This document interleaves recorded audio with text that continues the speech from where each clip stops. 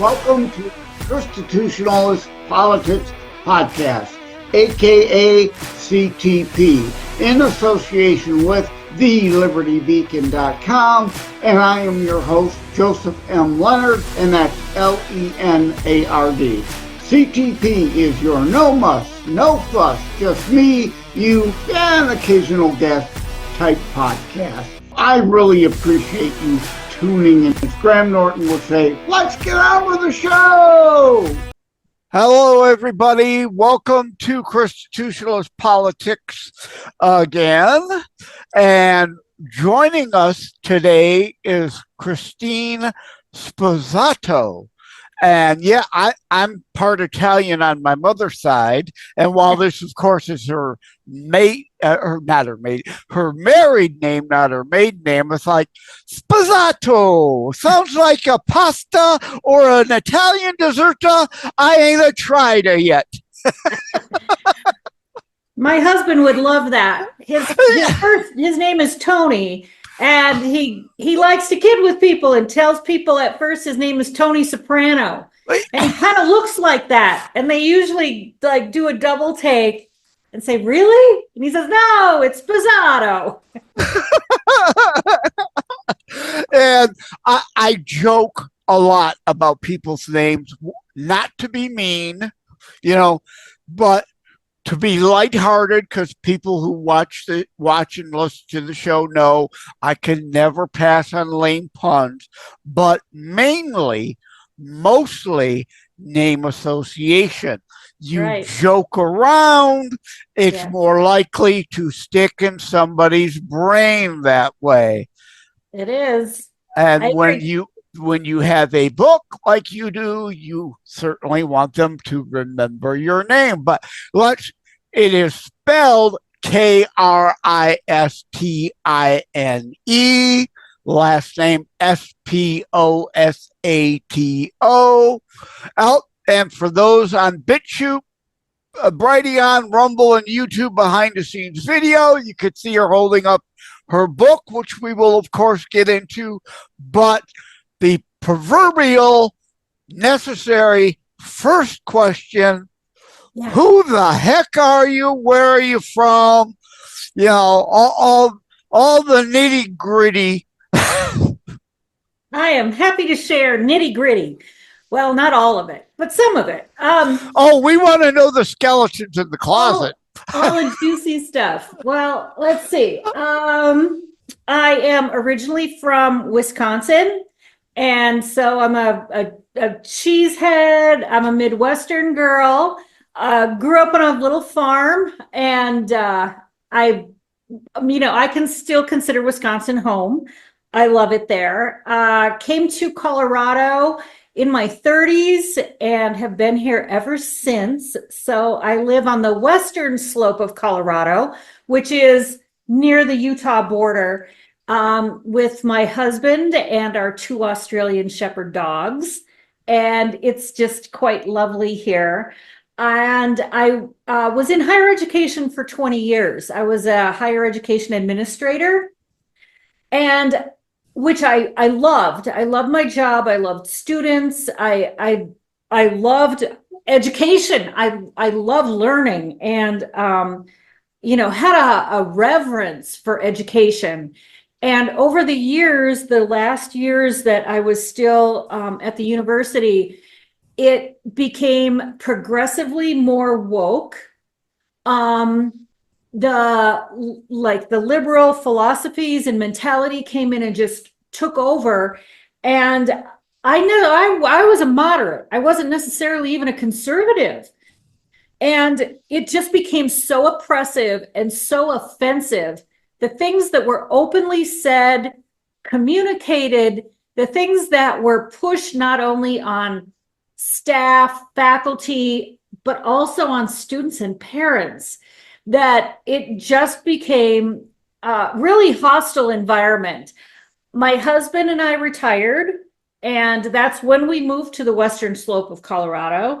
And I wrote my book, and I wrote my book about my experience. I interviewed a lot of students and parents and also employees of different institutions around the country, and I shared their stories in the book. Yeah. And Now, before we go more in depth in the book, I gotta say, now that you mentioned Colorado, thank you. No, thank you. Now I've got John Denver, Colorado, Rocky Mountain High will be in my head all the rest of the day. So no, thank you. I love John Denver, gotta say.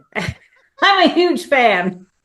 But indeed, the book is called Student Voices Silenced. And you're a perfect fit for the show because ChristiTutionalist Politics Podcast, the show, as well as the book that accompanied it, came out last year.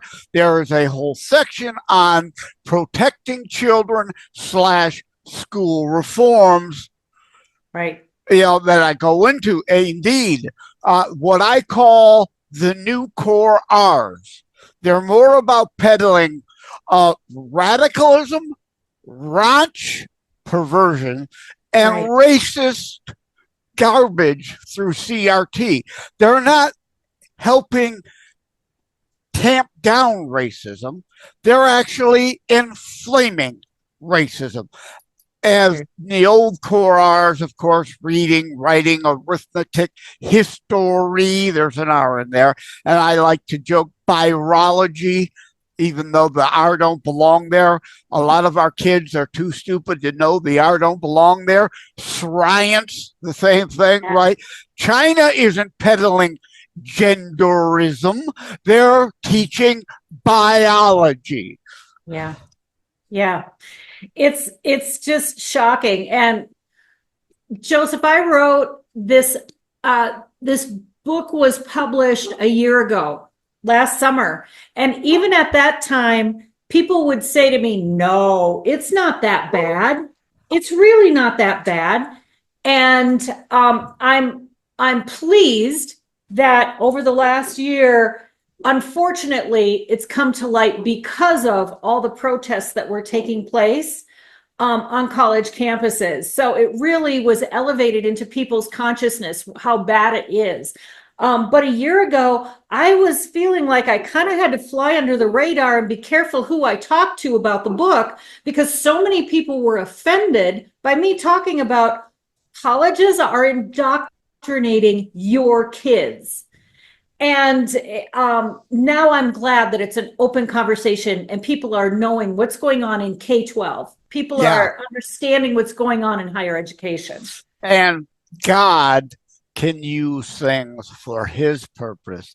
Right. The Wuhan hysteria led to the Zoom classroom, which led to parents seeing what's going on and finally getting their heads out of their hindsides and now understanding what's going on.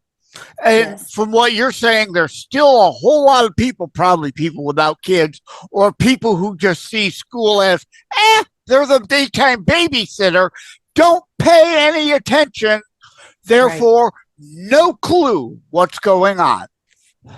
Well, and Joseph, I think a lot of people are like me, like I was. I was a moderate.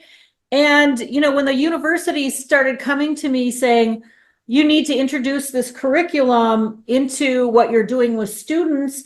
And it was inclusive. And I said, well, this is good. We should understand each other. We should become more compassionate. We should be more empathetic, sympathetic toward one another, understand each other's experience in the world. I was on board with all of that until I realized how extreme it was going, to the point that it was exclusive to another group. It didn't include understanding everyone. It became so divisive. This group is good, this group is bad. So it just flipped. It did a 180. And I think there's a lot of people like me that don't understand that still say, but isn't it good to understand each other? Yes, it is. But that's not what this is. That's not what's happening. That's exactly right.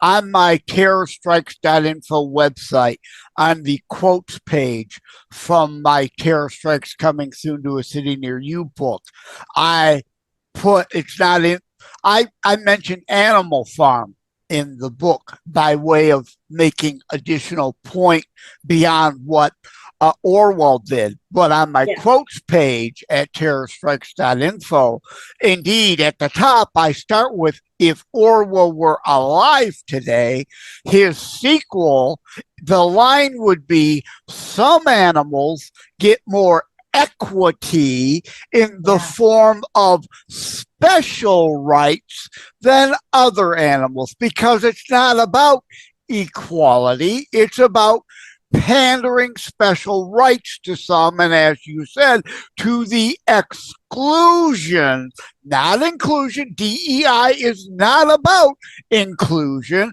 it's about special treatment for some over others. Yeah. And I especially heard and was offended by so much of this like language that was acceptable that targeted white men in college, especially white Christian men. And I had a student that worked for me that I knew fairly well.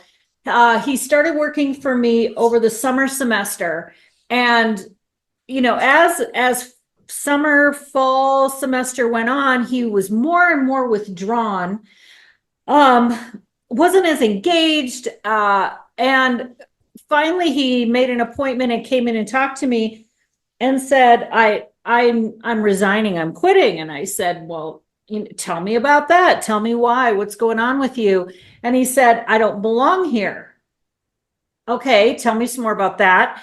And he started talking about that he was, which I knew he was a conservative Christian. And, in fact, he had asked me to not schedule him on Sundays because he always went home, went to church with his family, and went and had Sunday dinner with his grandma every week. So I was aware. And he said, there are things here at this college that I never even knew existed. I said, well, what? He said, until I came here, I didn't know that a man could pick to be a woman. And everybody would say that's okay. That delusion. Yes. How I grew up, a man was a man and a woman was a woman. And here I have to agree with that. And he said, it just makes me sick inside. I can't do it. I can't do it here anymore. Yeah. 2 points to your point. Tom McDonald, Canadian former wrestler turned rapper, lives in the U.S. now. Tom McDonald, the rapper, has a song called Straight White Male. It's a fun, comedic mocking of the reality to which you speak. Straight white males are the enemy. Yeah. Now, and did you see the God's Not Dead movie series? Again, perfect example. Christian, especially white Christians, under absolute assault in the original God's Not Dead movie. The professor immediately demands of the students write down, God is dead. Yeah. And that's not a fictional story. All 4 of the God's Not Dead movies are based on real life events, and at the end of the film, cross-reference sources of the cases brought against the education centers for violations of their First Amendment freedom of religion. It's not freedom from religion, or as the left wants, separation of church to state, wards of the fascist state. So you've recognized this, and kind of is a genesis of this book, because conservatives, again, the book title, Student Voices Silenced, really is about conservatives being silenced, or as I'm trying to get the label, us as ChristiTutionalists. Christian, because conservatives got that, Christian, conservative, liberal, all the negative connotations. I coined a new term until they start attacking that now, but. Wow, what are they attacking? Well, both the fact that it's about being Christian and biblical application of how the Constitution fits it, like community. Community is biblical. I say this over and over. It's voluntary.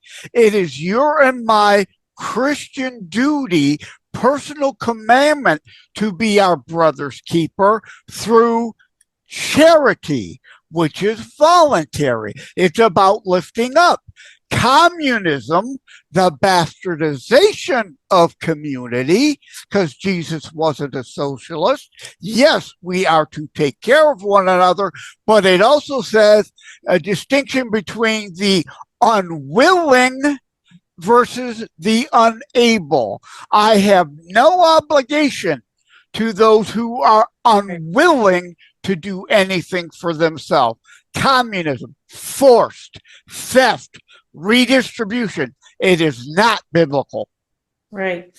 Well, just before I jumped on this podcast, I was, since we're talking about this, listening to the author of this book, and she's so smart. We got hold on, we gotta say it. You're holding up next gen Marxism. So yes. That because this is mainly audio 20 platforms, only 4 places do people see the behind the scenes video. Yeah, you're holding up next gen Marxism, and I hear a lot about this book. It's a good book. Go on, I'm sorry. Oh, that's okay. It was Katharine Cornell Gorka who was being interviewed about this book. And like I said, she is so smart and was really going into where this came from, that it started in 1989, and we were all just oblivious to this movement that was starting. And so it's really been going on for a long time, and now really has reached its peak where they have infiltrated so quietly, every level of our educational institutions. They've reached our kids in our corporations, our churches. Our churches are corrupted by all of this as well. And that was something else I saw with college students is, to kind of appease their parents, they would say, well, I'm going to church. But the college towns are full of the super liberal Christian churches that are not conservative. They're not even necessarily biblical. They're pretty new age. They're pretty all about me. And the only thing that they like about God is that God will give us stuff. They are the church of woke, not the church of Christ. Absolutely. Right. And exactly. And why I felt the need to start this show about us as Christians, those things that, because there's different flavors, different versions, different sects, denominations. It isn't Christ that commanded those things. It is man that has mucked all that up and created all these different versions with different sayings. Some have this, some have things made up, added, some have things taken out. So I'm about, what are the things indeed we agree on, Christ said, and focusing on those things as opposed to, like you said, the modern church of woke, all about self rather than God. Indeed. Let's talk about your app, but let me, which is Rise Conservative Student. It's not really about, as the saying goes, if you pardon the crudeness, lighting a fire under somebody's ass. That's what this show is. I'm about lighting a fire and getting people off their butts. But for those who indeed finally awaken from their woke stupor and realize a lot of the churches have gone away from Christ and too worldly woke, your app, I lost it. Rise Conservative Student is there for those as a tool who now want to take action, because the Bible says, reap to sow. That means act. You must do things. 2 Chronicles, pray, turn from wicked ways, I shall hear from heaven and heal your land. Turn from wicked ways means you, me, all of us get off our butts to do things to turn the land from wicked ways, and God will help. Not that we just pray, he'll wave a magic wand. No, we must act, and you've created a tool to help people act. Yes? Yes, I have. And I also, want to emphasize that this also is, I call it for conservative and traditional students, that this age group might not be comfortable saying they're conservative. Like you said, that's associated with politics and not necessarily morals and values. So I like to, kind of open it up a little bit, but it's a place that students can go for affirmation and opportunities to learn and grow. It's based on student development. So it's things that they're going through anyway, but it's a resource for them to be able to come back and find where their foundation is. The content areas are resilience, independence, spirituality, and emotional intelligence. And it started from the book. I also have a coaching practice. So I developed curriculum for coaching college students. Well, the reality is college students are very busy, and a traditional coaching model isn't really, doesn't meet their needs very well. And so processing through this, I realized, well, where do they go for information? They go to their phone. So that's when I took the curriculum from my coaching program and put it into an app. And so it walks them through different coaching programs and lessons. It has a coaching lesson that's videotaped. It's got a little quiz for them. It has journal prompts so they can process and explore a little more. It has a guided meditation or prayer in each lesson. So they can, if they're riding the bus, if they're going to sleep at night, they can just turn that on. It's audio. And there's also a community section in the app. So they can find other conservative students at other campuses that are like-minded, that they can connect with and be friends with and support each other through whatever is going on at their stage of development in college. Yeah, and like you said, that's why I invented and trademarked ChristiTutionalist, to get away from conservative liberal, because indeed those are hyperbolic, supercharged words these days, and people zone out. Yep. They get emotionally charged and defensive. And like Dennis Prager says, and I mention it in the first CTP book, there is a difference between a classical liberal who can still be reached, a classical liberal who still believes in that tenet of free speech, like a conservative does. So yes, we don't want to alienate the classic liberals. As Prager says, there is a difference, I agree, from a classical liberal and a complete leftist ideologue. So yeah, I try to avoid those terms except for when it needs to be explained, because indeed liberal conservative automatically is either positive or derogatory in people's. There's no middle ground, and you automatically lose people. Like the classical liberals, you can red pill, as the saying goes, and awaken from their woke stupor, because they're not full-on hardcore leftists. Right.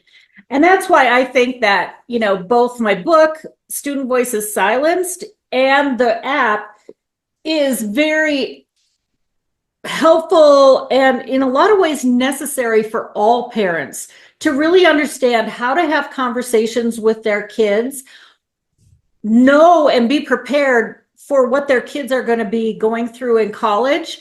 There are a lot of middle of the road parents that aren't going to be thrilled about how their children are treated, I guess, when they get to college, to their university. They're being taught what to think, not how to think. They're being pushed to the left, forced. Again, the community, voluntary versus the leftist communism, force. Right. And I think traditionally wanted our kids to learn how to think. So, for example, abortion is a very heated debate, and you want your kids to think through and to grow and understand the breadth of the entire controversy, to come to a place that they believe in what they believe because they believe it, based on their background, based on what they've learned, based on their faith. And I think that's what most parents want for their kids, but don't know how to approach it because they don't really understand how it's happening. Versus the twisted, warping, manipulative language. It's a choice. No, it's not. You're not for choice when it comes to light bulbs. You're not for choice when it comes to stoves. You want to ban my gas stove and force me to have so choice is just a convenient dodge to avoid dealing with the real issue of terminating another life. If you want to defend that position honestly and admit to what you're defending is one thing. The problem, of course, is they cannot and will not be honest about what they're talking about. Like you said, having at least an honest conversation, then people within thinking, not just manipulating their emotional state into siding one way or another. I tend to keep my shows around 30 minutes, so I'm going to wrap it up. Of course, we want people to check out your book, Student Voices Silenced, and the app, Rise Conservative Student, available on Google Play? Yes, Google and Apple. Good. Now, do you have a personal website or a book site? Where do people go to find, obviously Amazon, but do you have your own personal website or whatnot? I do. People can just Student Voices Silenced will get you to my website, and the books are indeed for sale on Amazon. So go look it up and get yours today. It's a guide for every parent. It tells you what to look for and how to talk to your students. Yeah. And get them the app, 7 days free. Okay. StudentVoicesSilenced.com, org.com. Okay. We don't want to make that assumption because that, in my mind, lends itself to being a .org kind of thing or .info kind of thing. So StudentVoicesSilenced.com, and of course, I will include that link in the show notes. So thank you, Kristine, Kristine, right? Not Kristin. Kristine, spelled Kristine. I'm an Italian dessert, Sposato. Thank you, Joseph. This has been really fun. Thanks for having me on. All right. Take care. God bless. All right. Thank you.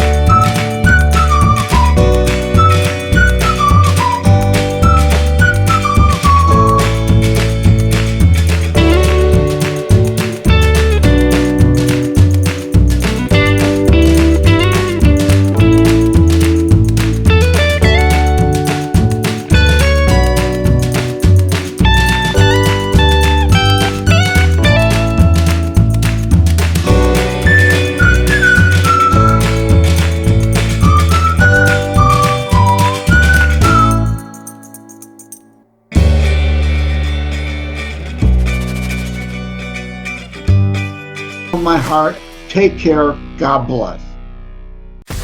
Like and subscribe to ChristiTutionalist Politics Podcast and share episodes. We need your help